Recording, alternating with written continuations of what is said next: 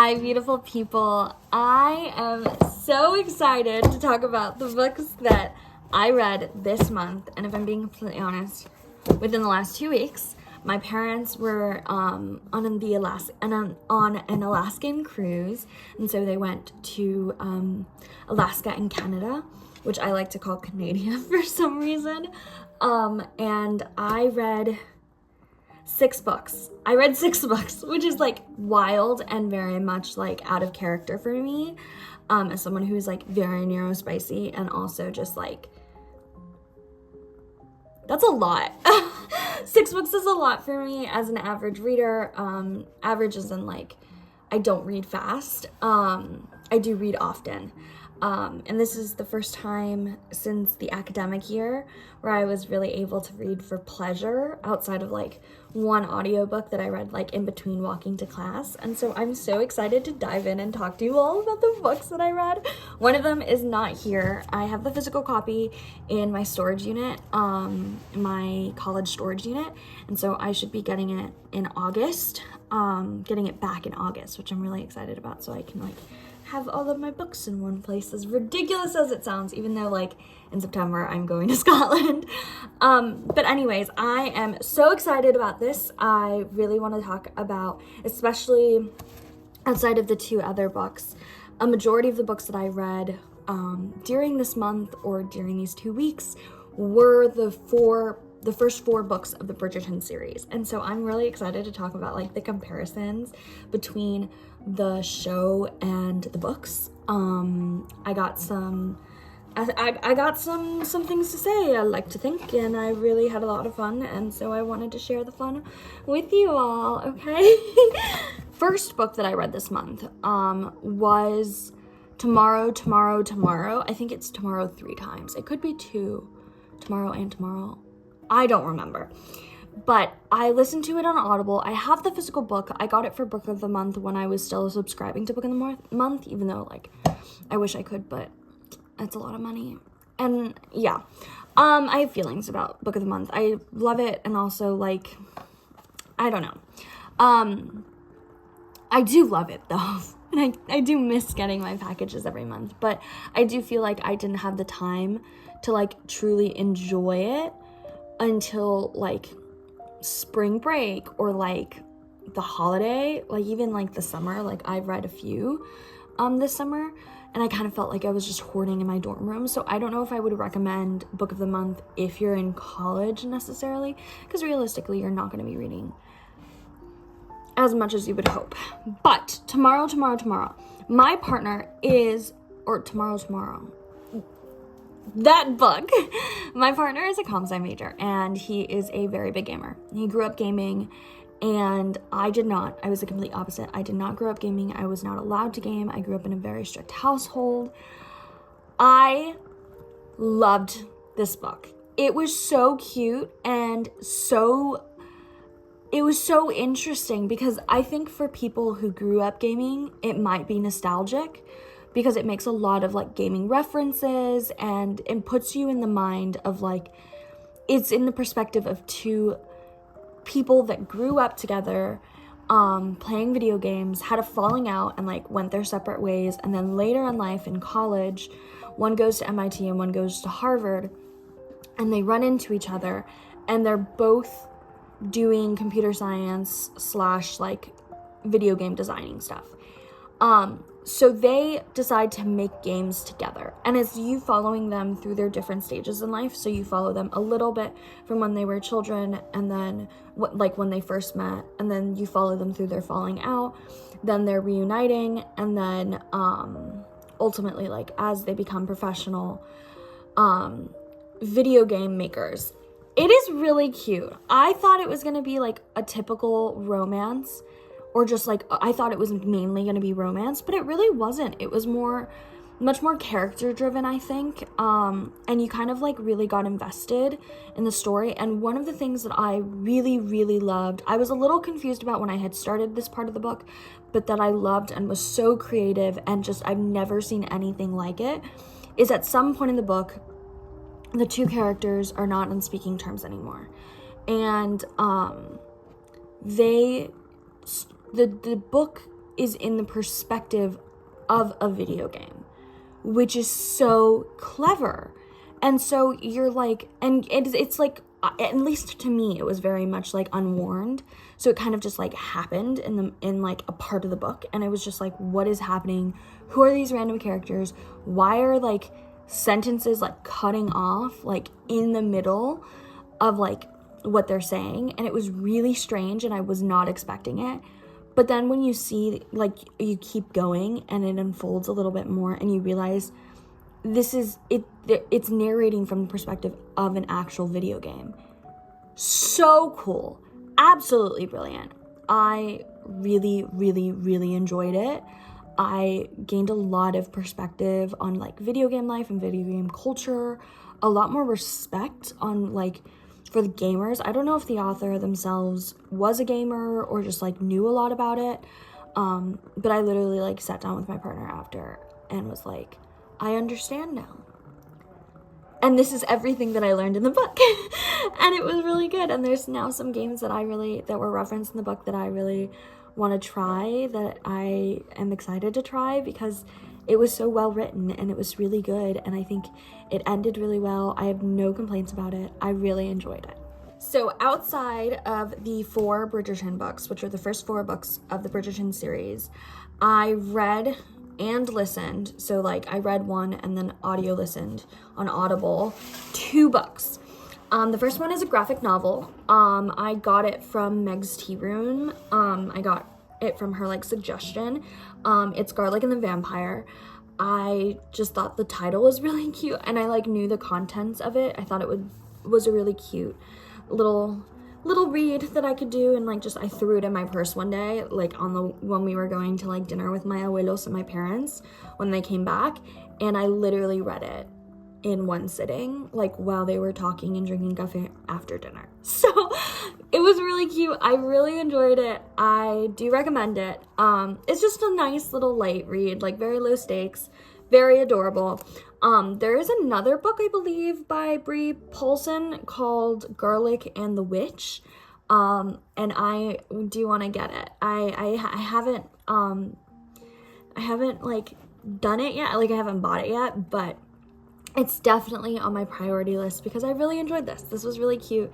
It was really fun. It very much like was nostalgic, even though I had never read it before. And I felt like if you're really into like things that are cozy and low stakes or like need that, in addition to like obviously like other moments in your life or other things in your life, I would highly recommend this. I am a cozy gamer.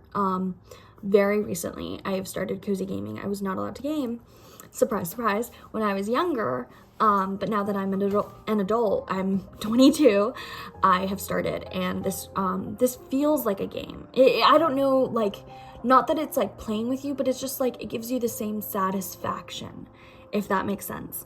But I really enjoyed it. I really recommend it. It was really cute. I think I gave it like 4.5 because it's like not like perfect, of course, but it's a cute little thing to enjoy. I really did. The art is really, really beautiful, as you can see from the cover. It's so cute, and yeah, I thought it was good. I liked it. Now we're going to talk about the books that I think most people are interested in and care about, the Bridgerton books. I read these in a week, and I did a combination of audiobook and physical reading. I think both are completely valid.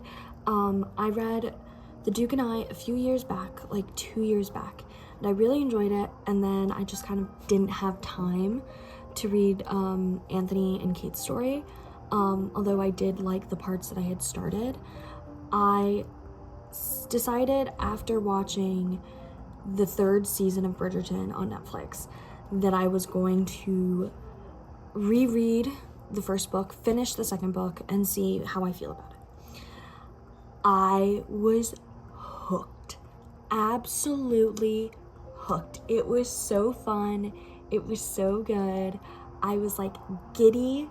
I don't know if I'm necessarily like a mood reader or just like I have to be like enjoying what I'm reading to keep reading it. Whatever that may mean in the moment. And I so enjoyed reading every single one of these books. They are wildly different yet similar to the shows in very interesting ways, in ways that I didn't expect. I think the first one, because it was a reread, it felt very similar to the book, to like the show. There was like little things. I definitely think that the scene where they get pregnant, or like try to get pregnant, is a little different. It plays out a little differently in the books, and there's more like, it's nice to be able to really be in the head of both of the characters, both Daphne and Simon, so I liked that a lot. I also felt like the marriage part was, like, the part where they're actually married was a little longer in the books, but I enjoyed it. I really, really enjoyed it. And then the second book, which was the first time I read the first, like, chapters, years ago, and I finally got down to, like, actually reading it, and it was so good. It was so sweet. It was so cute. It definitely, like, wasn't my favorite. I do enjoy a good enemies to lovers. It was very fun. I really, really enjoyed it. There is obviously, like, the racial aspect of the shows that is just, like, amazing as a person of color to see is not there in the books. Like, everyone in the books is assumably white, and, like, Kate's name is not Kate Sharma, it's Kate Sheffield, I believe, or maybe it's, yeah, I think that's, so that's different, but it's still, like, really good. I do think that maybe the show, because of the actors' chemistry, is a little bit more dramatized and a little bit more, like, the enemies to lovers is more high stakes. I feel like in the book there's not really a storyline of, like, him like going to the Isle with Kate's sister Edwina, and I think that the show did a good job of that. I think they did a little bit of a better job, because it made things more, like, risky, whereas in the books it was just different. It was like, and the bee situation was different, without spoiling too much. So I don't know, I think they're very different is how I would explain it. Like, the chemistry between the characters are at its core the same, and, like, obviously there are scenes where you're like, oh, this scene was so cute in the show, but it was different. I feel that way with this, the Viscount story, and then also the Colin and Penelope story. Very different books. The second book was surprisingly, or not the second book, the third book. I say second because it was the second child, because their names are alphabetical order, as we all know. Benedict and Sophia's love story, I was so surprised, was my favorite. It was absolutely my favorite. I really, really enjoyed it. I thought they were so cute. We really got into the perspective of a non-Bridgerton, because it's mainly in Sophia's perspective and then sprinkles of Colin's perspective, and it's very, very, very much a Cinderella story, which I didn't think I was gonna love as much as I did. It was so cute. I think a big thing for me, though, as niche as this sounds, is I'm kind of, like, a sucker for, like, family, like, the storylines of, like, oh, my family neglected me and so I find my chosen family. I'm a huge sucker for those storylines. Like, anytime, like, a young child doesn't really have, like, a parental figure and then finds one, like, in a different form later in their life, I eat that up. I love that storyline for some strange reason, and this was just so good. It was so good, and it was so cute and so pure, and this was by far my favorite Bridgerton storyline so far, that I've read to the fullest. I just really love it, and again, it's very Cinderella, in, like, the perfect way. It's not too on the nose, but it is very Cinderella, and it's just so nice to see unfold and to, like, really see more of Benedict's character. Again, Julia, the author, Julia Quinn, she's not as modern in her writing as she is with the decision that Shonda Rhimes is doing in the shows, but I think that it's a pretty seamless change that the show writers are doing. I'm really excited to see what they do with Sophia's character. I don't know why, but I have a feeling like there's a possibility that they will make Sophia male. Maybe not, but it gives bi-wife energy, but also not bi-wife energy, bi-husband energy. It's really good. I really enjoyed it. There's always, for some reason, I realized that in these two books, there's like the getting in the water scene, and then now that I'm reading Eloise's book, also there's a lake scene, but in a different way. But there's a lot of like people falling into water or like seeing each other like in water. So I really enjoyed this one. This one was really, really cute. By far my favorite read from the month. It was so good. I really enjoyed it. I can't like I don't want to like spoil it too much for people. Okay, so season 3 of the Bridgerton show was on I was immediately gonna say their ship name, Paulsen, Penelope, and Colin. I did not hate it. A lot of people online are hating it. A lot of people online are criticizing it. I think it was cute. I enjoyed it. Like, I watched it and then I rewatched parts of it. I enjoyed it in the same way that I did the other books, other seasons. I for sure enjoyed the second season more than I did the first, and more than I did the third. That's my favorite season, which is interesting because it's one of my, not my least favorite, but like one of my lower in favoritism of the books. I think the actors' chemistry is just so good in season 2. Season 3, I love Nicola. I think she's amazing. She's very, very talented. I think the actor who plays Colin, I don't remember his name, is very talented. I do think that there was a lot of subplots, and I think that's something that the show does, which makes sense for a show, but for book readers, I think it doesn't sit well for us, just because, and like I'm indifferent. I just want to like enjoy what I'm reading, and so I have been, but I think having so many different characters and following so many different storylines, that's not what the books are. The books are solely like their storyline, and that's kind of cute because you follow them and you have more scenes of intimacy and more scenes of like, not intimacy as in steamy scenes, but like more scenes between like the two characters, and you fall in love with them while they fall in love with each other. With that being said, the book is different than the show. It's pretty different. I really don't want to be like a show hater. Like I try my best to like see them as two different art forms, but it was different, and I don't know if I hated that or if I was indifferent about it. I think I'm leaning more towards like I was indifferent about it. It was very good. Oh, that sounds awful. It sounds like I'm hating on it. I enjoyed it. I thought it was really cute. I think the big difference is that you see their friendship, Paulsen and Penelope's friendship, in the show before like the kiss thing. In here, there isn't much of a friendship until, like, she's very much like Eloise's friend. I also would have liked, like in the show, to have seen more of Eloise and Penelope as characters, and like as friends within the other books. I don't think that there's a lot of that, which is interesting. And the same thing is with Benedict's character. I realized Benedict is like the sibling that is least talked about, aside from like Gregory, who's like off at school for the most part in books. Benedict is the one who's the least talked about until his book, which I thought was really interesting, where he's like such a lovely and lively character in the show, and I think the show does that really, really well.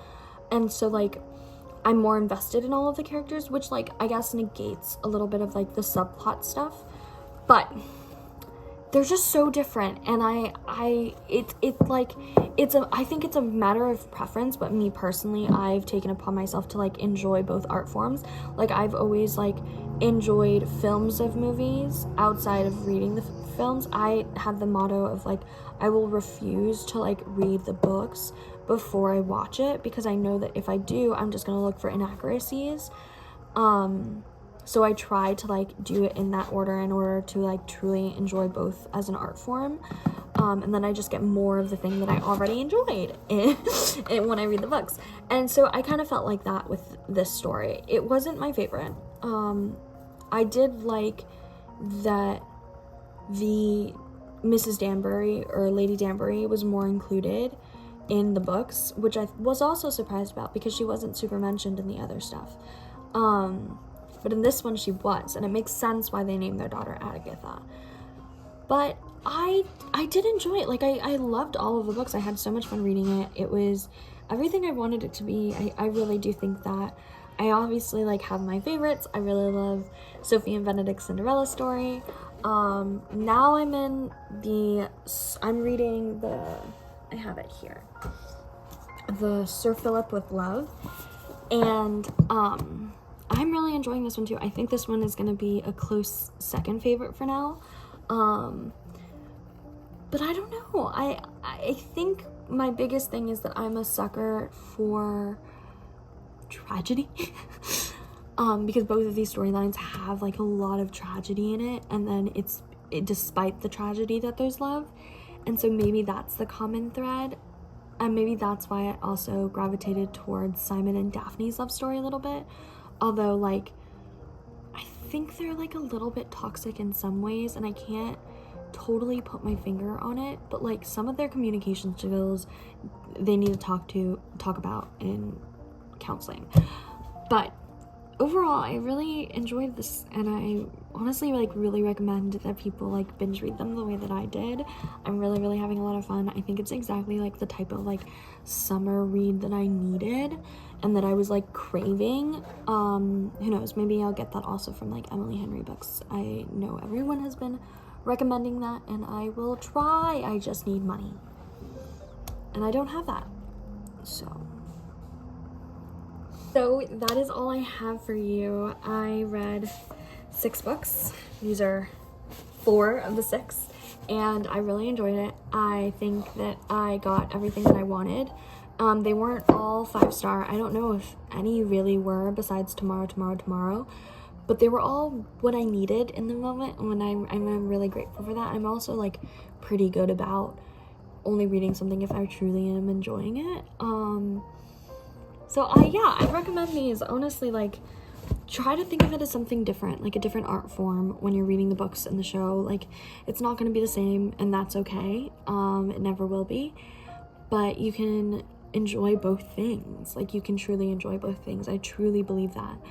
And I thought it was really good. I had a lot of fun. There was a lot of moments where I was like really giddy reading, or just like, oh my god, stop.